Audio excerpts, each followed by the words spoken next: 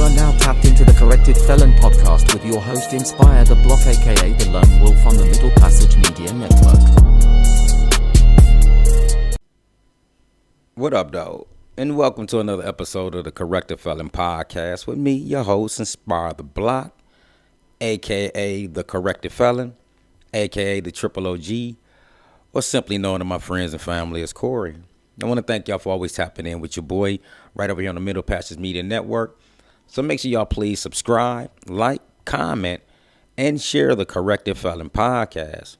Also, to make sure y'all tap in with your boy on 922GTV, because that's the only podcast out here that's pro 2A from the mindset or perspective of a convicted felon. Me, I believe in my Second Amendment right for more than one reason, but also I believe that it's important conversation that we have because, once again, it's a right. And if you understand your right, I don't want to get too political, but if you understand your rights and the importance of this one, because we're talking about the preservation of life, then y'all will get it. Y'all will get it.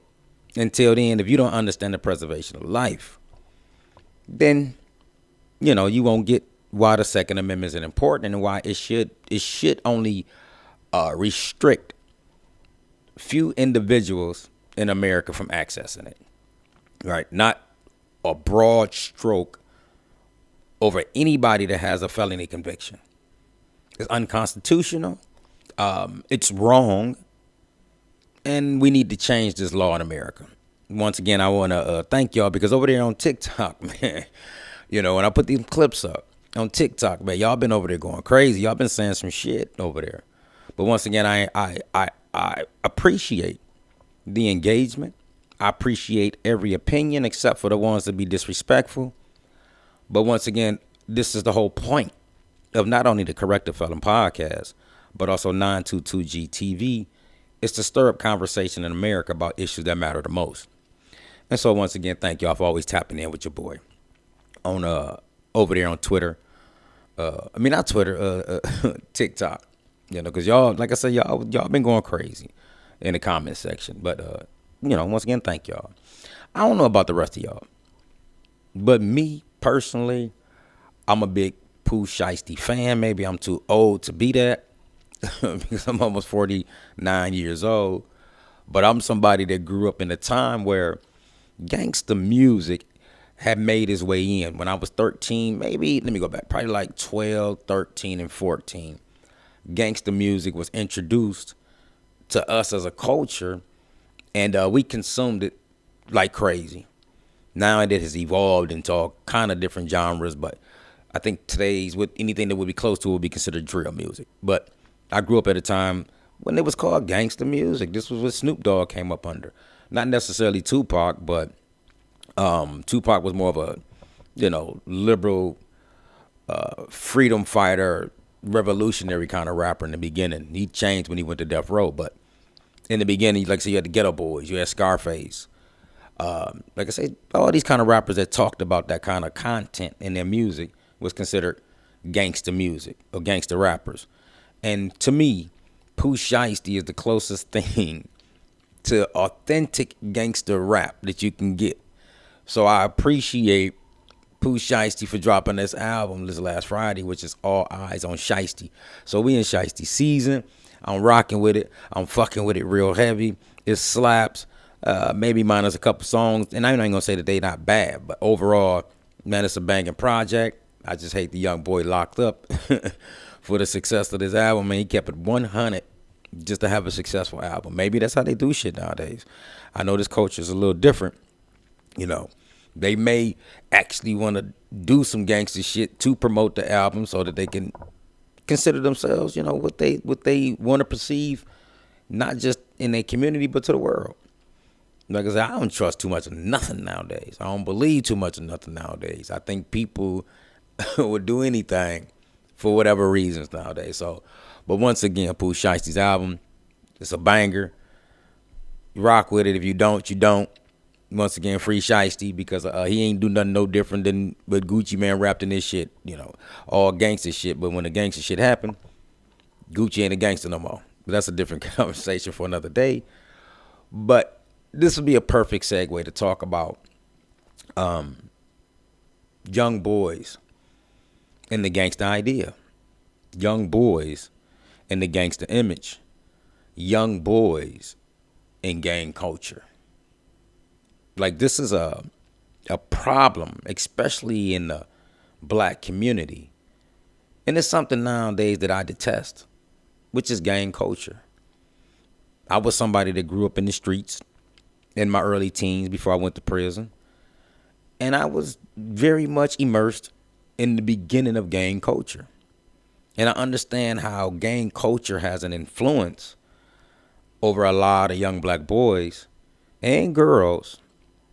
And because they don't truly understand what they signing up for, they have no idea how destructive and, just to be simple, no good on what gangs is all about. Because the traditional history of gangs has been left. Now it's either about a color, about a block, pretty much a hood, a city, state, if you want to go that far with it. But within the community, the black community is within those few blocks that they consider their territories. Once again, either the way you wear your hat. Gang culture, man, is one of the number one destructive forces in the black community. And like I said, I was a young boy that was a part of it myself when I was young. But once again, I had no idea on the impact that it would have really on my life because my brain wasn't fully developed. I didn't comprehend the idea that you could go to prison for life as a teenager. That didn't register deep into my subconscious mind to where it automatically gave me a response to where I wanted to do something different in life. Nah, that ain't what it did. The gang culture was more stronger than any ideal of righteousness, especially at that time when I was coming up. And it's still like that today. Like, one of the things that we got to figure out how to combat, instead of punishing these young boys relentlessly for being involved with gangs, don't get it twisted, there has to be a penalty. There has to be consequences behind the activity if you're operating in a gang or associating yourself with gang culture and you out there committing crimes. There has to be a penalty for that. No one can argue against that. No one is saying that that's not correct. No one is saying that that is not right. No one is saying that young people should be able to get away with crime. No, there has to be consequences behind the actions. Like, you'll never get me to come on no platform to say that, just because I advocate for juveniles and like the way that I do, I'm never not saying that there's no consequences behind their actions. Even for murder, there has to be consequences. But what I do argue is that there should be a separation on punishment between children and adults. I don't think that children, especially those whose brains have not been fully developed, should be sentenced to the highest penalties of the law, the same as somebody whose brain been fully developed, and they actually could be the parent of the juvenile that committed the crime, and the time be the same, or the penalty and consequences be the same. I believe that we need to be a nation of just a little bit more compassion when it comes to our youth, whether white, black, yellow, brown, Mexican, or whatever.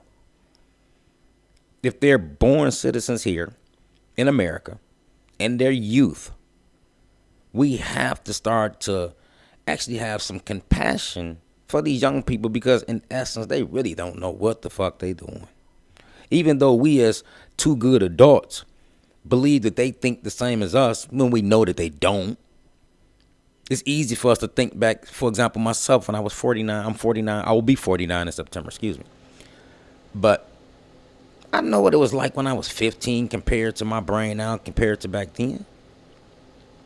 I can easily sit back and think now as an adult what I would have done differently then, because my brain is more mature. My brain is more developed. I've had the opportunity to retain more information in my life and to execute it through my actions, to see what work and don't work. But as children, we move off impulse. We move off emotions. A lot of men do that today nowadays. They're so goddamn emotional. They move off emotions. But I'm so using myself as an example. I'm somebody that understands the difference between emotion and logic. Do I always get it right? No. That's the part about being human and ever evolving. But one thing I do know is that now, at 49 years old, I clearly didn't understand life at 13, 14, 15, 16, and 17, up until I got incarcerated. And so this is what brings me to what I want to kind of talk about briefly today. It's a story coming out of Anderson, Indiana, where a 15-year-old juvenile was sentenced to 100 years in prison for a gang-related botched murder that him and two other co-defendants committed. This is the conversation that I want to have around Juvenile Larry. Like I said, this young boy, he was sentenced to 100 years for the innocent killing of Dayla Swan. And he got 50 years for the murder for her. And he got 50 more years for the gang enhancement. And I'll briefly just give you a synopsis of the case. I'm getting this information out of, it's coming from Ball Alert. So if anybody want to look it up, you can just go to www.ballalert.com/Indiana-15-year-old boy sentenced to 100 years. And it'll come up. Relevant information. I'm pretty sure they got it from some other source. But a 15-year-old boy from Anderson, Indiana was sentenced to 100 years in prison on Wednesday for the shooting death of 26-year-old Dayla Swan outside a nightclub last year. Juvenile Larry will serve the term at the Indiana Department of Corrections. He was a minor at the time of the shooting and remains one now. Madison County Circuit Judge David Happy, I guess that's how you pronounce his name, handed down the sentence in two pieces. Larry got 50 years for the murder itself and another 50 years attached to a criminal organization enhancement. And so he ended up, really in total, as a jury convicted Larry on June 30th of 5 counts: murder, attempted murder as a level 1 felony. I guess that's the highest level in Indiana. Conspiracy to commit murder as a level 2. Criminal organization activity as a level 5. And dangerous possession of a firearm as a misdemeanor. So, this young boy, well, the story, I might as well go on and give you the story since I'm reading it. So the shooting happened on February 2nd, 2025, outside Sunny Ray's nightclub in Anderson, a city at about an hour from Indianapolis. Officers found Swan wounded in the street and a second woman wounded in front of a nearby house. Both were taken to the hospital, and Swan later died at a facility in Indianapolis. A third woman checked herself into a hospital after she was struck by a fleeing vehicle at the scene. Dayla Swan was not who the shooters were looking for. According to prosecutors, the gunfire that night was a failed attempt to kill a witness to a different homicide. The 2023 killing of a 15-year-old Julian Craig during an attempted armed robbery. Prosecutors alleged that Craig's death led Larry and his co-defendants and other members of the Mickey Cobra Nation to conspire to kill the person who was seen it happen. Donovan Harris, 20, also of Anderson, was convicted in June in Craig's murder. Larry was one of the 4 members of that group charged in Swan's death.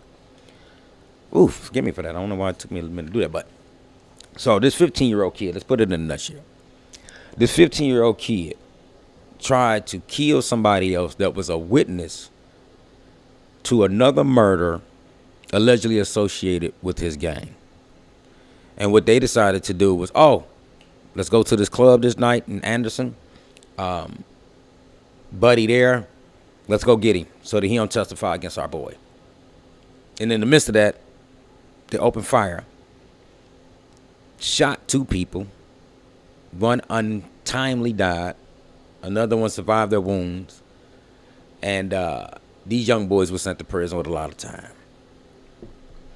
Now let's get off into this real quick. Now, according to the law in Indiana, because he was a juvenile, once he serves about 20 years in prison, he'll be able to petition the court automatically for a lesser sentence because he was a juvenile. Now, I can hear a lot of y'all right now. He deserved it. He deserved to be in prison for the rest of his life. He killed somebody. He should never get out. I hear it. I know it's coming. And I don't give a damn what you're talking about. Right. I stand on the side of this young boy getting out of prison one day. Yep. I definitely do. Bring all your comments. Bring all your dissented opinions. That's fine with me. I believe that he should get out one day. How long? I don't think it should be 100 years. But I do like the way that Indiana has that set up for juvenile offenders. Keep in mind, there were two other more people that were sentenced in this case to damn near the same type of time. There was another young boy who was 18 or 19 at the time. He got sentenced to 125 years combined. And I think there's another guy that was sentenced maybe like to 95 years. To all these young boys, and he was a little older. I think he was older than the 15-year-old. 14 at the time that it happened. I think this is a fair way of kind of addressing this issue in the very near future. Because once again, he was a juvenile. Now, let's look into this aspect real quick, though. Let's look at the gang activity. Okay? At 14 years old, one of the things that I almost can guarantee, and this just based on me as a youth running in the gang, that young, he didn't come up with this idea. It wasn't him who decided that we going to get the guys together, we going to make this play. Once again, he was part of a gang organization, allegedly, by the name of the Mickey Cobras Nation. I know about Mickey Cobras. Mickey Cobras was initiated or originally originated in Chicago, Illinois. I had an uncle that was affiliated with the MCs. Nothing that I really was attached to as a kid because that gang never made its way to Michigan. But the GDs did. The Vice Lords did. The Bloods did. The Crips did. So at the time when I was coming up, I knew about certain gangs. And I knew about the Mickey Cobras. And I know that the Mickey Cobras is an organized gang. So he didn't come up with this idea to round up the gang and let's go handle Buddy. And at the end of it, it was botched. No. Like most individuals that age, they are being influenced and led by somebody else. Does that make it justifiable? No, not at all. But once again, we all have to take this into consideration that at the age of 14 years old, there is not enough brain capacity there, intellect there, to come up with such a thing and it not be botched. Like, their brains don't even function to a point to where they can even try to make something, a hit like this, be successful and get away with it. That's mob type thinking. Yeah. So even though he is involved with such a tragedy, I think that after 20 years of incarceration, he should be able to petition the courts to get a lesser sentence. Because right now at 15, right, in 20 years, how old would he be? 35 years of age. Maybe that's how old I was when I got out. I got locked up at 17 years old. I didn't get out till I was 35 years old. Yeah. That's how long I did in prison, over 17 years. I've been out, going on 14. I haven't hurt nobody. Nobody. Maybe some feelings. Right? That's about it when it comes to an individual. But where does it say that you are a career criminal if you go to prison, especially do a lot of time? And once again, I'm speaking on behalf of juveniles. That's what I was. I was a juvenile. I was not an adult. I was not prosecuted nor convicted for actually harming somebody. I was prosecuted and convicted as an aid and abetter. Because the prosecution's theory was that I had knowledge that a robbery was going to happen that occurred into a murder. That's what I was prosecuted on. Co-defendant was prosecuted for the actual robbery and murder. Sentenced and convicted on it. as well as me. I was fortunate enough to win an appeal and get my sentence and conviction overturned. And this is why you're either viewing me or listening to my voice on audio format. And you've been listening to my voice for some time now. Once again, juveniles at some point, or people that were locked up as juveniles at some point, deserve the opportunity for redemption because, once again, they're not adults. They haven't lived enough to understand or comprehend what life means. At 14 and 15 years old, they're no different than a little child. They function up 2 points of life, what they like and what they don't like. What makes them feel good or what makes them feel bad. I'm not saying this is with all young people. Don't get it twisted. You have some that's functioning from a higher level of thought. That is true. There is no one broad stroke on all young people. Right? All young people ain't bad. There's a lot of them in this world right now that's living totally opposite than a lot of these young boys that's living in the streets. But what I'm asking society to do is to look at where they come from before we make a determination that they do no longer deserve to be a part of our society. Once again, I'm not excusing what a lot of these young boys are going to prison for. I'm not justifying it. The only thing that I'm saying is that we have to understand that we're sending them to prison as children, and at some point they will evolve into an adult. Not the adult that we send into prison who's going to revert back into a juvenile and try to do this thing over again. No, the adult knows better. I know better at this point in life. I know that gangs ain't no good. I know don't nothing come from good from a gang or gang activity. I know that. I know nothing good comes from hanging in the streets. This is why I don't do any of it. There's not a passion in my body for any of that type of activity. Because why? I'm an adult now. I know how to separate ideas and thoughts into categories of what makes sense and what don't make sense. I'm able to think before I act instead of moving off impulse like most children do. So once again, how and why should we treat juveniles in the criminal justice system the same way we do as adults? Y'all gotta really understand that that's not fair. Don't get it twisted. I keep emphasizing. I'll continue to reiterate throughout the pod and for life. I'm not excusing their actions. Don't think that I'm excusing their actions.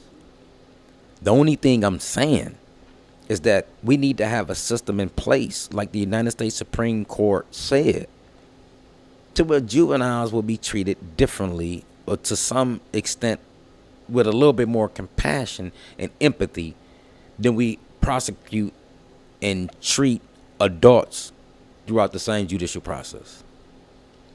Like, we have to have a separation on this. It can't be the same. We can't have it the same.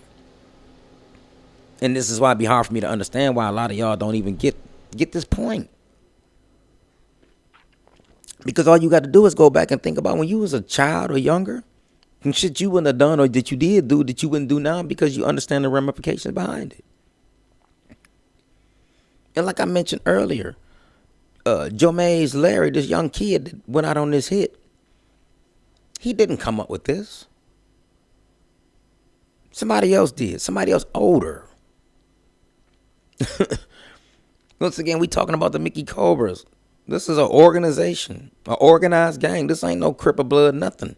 No street, nothing. This has leaders and members, rules and regulations. No different than the GDs, the BDs, right? All these organized gangs that come out of Chicago, they wasn't just no street gangs. These gangs got leaders. And these are the people that, if we're going to hold somebody accountable, especially in gang activity, especially organized gang activity, it's time to go at the leaders. Because prosecuting that kid, that leader don't care about that. He gone. He still got the other members to deal with. He got the other members that he need to continue to move on the city the way that they need to move out. Jamal's Larry gone. The other co-defendants gone. Sacrificial lambs. And this is what we need to understand when we see these kind of stories that come up on our timelines or in the news feeds. What's the origin of these things? What started all this? Did they come up through poverty? Right? We don't even know if he can read. Most juveniles at that age in gang activity, they can't read. You know he ain't finished school. He 15, 14 when it happened. We barely can read. Once again, that's the development aspect. The streets ain't going to raise you right if you understand it like we do. The streets going to misguide you, miseducate you, and throw you away like they just did these young boys out here in Anderson, Indiana. So once again, people, this shit ain't even hard to understand. We just need a little bit more compassion as a society. We have more compassion for foreigners in our country than we do our own citizens, especially black youth.